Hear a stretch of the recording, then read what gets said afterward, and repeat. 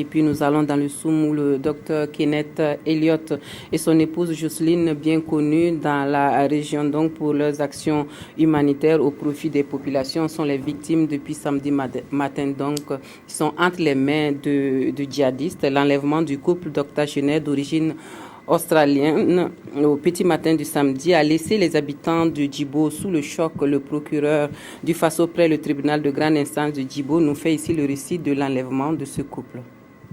Les constatations d'usage qui ont été faites après son enlèvement ont donné de voir certaines traces sur les lieux, voilà, notamment certains biens. Il semblerait qu'il avait des habitudes avant d'aller travailler. Il se lève tôt, il prend son petit déjeuner avant d'aller à son service. Et en général, c'est aux environs de 4 heures du matin. Voilà, ce qui nous a fait dire que l'enlèvement aurait eu lieu vers les 4 heures. Et également, ce qui nous a fait dire que c'est vers 16 heures aussi, c'est qu'il nous a été donné de constater également que tout ce qu'il fallait pour prendre le petit déjeuner était déjà prêt. Voilà. Aussi, il a été donné de constater une torche qui a été décapitée entre guillemets. Voilà. Ça témoigne quand même qu'il y a eu une certaine lutte, une certaine résistance.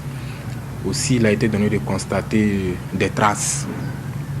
Voilà. Lorsqu'on veut obliger quelqu'un à vous suivre et lorsque cette personne manifeste une certaine résistance, il y a des traces. Voilà, les gens peut-être traîner des pieds, des trucs comme ça. On a pu constater ça également. Et autre chose aussi à ajouter, c'est que il a été donné de constater également sa paire de lunettes, aussi une chaussure de femme. Mais là, à côté du grillage qui constitue la clôture. Donc ça veut dire que lorsque le couple a été enlevé, on a dû les faire passer par-dessus la clôture, notamment le grillage.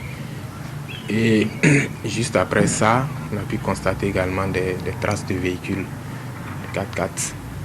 Donc ça veut dire qu'il y avait certainement un véhicule qui attendait juste derrière. Lorsque l'enlèvement serait effectif, on devrait le conduire par là-bas, ensuite prendre une destination quelconque avec eux. Et c'est ce qui a été fait. Voilà en gros un peu ce qui est de l'enlèvement du couple Elliott.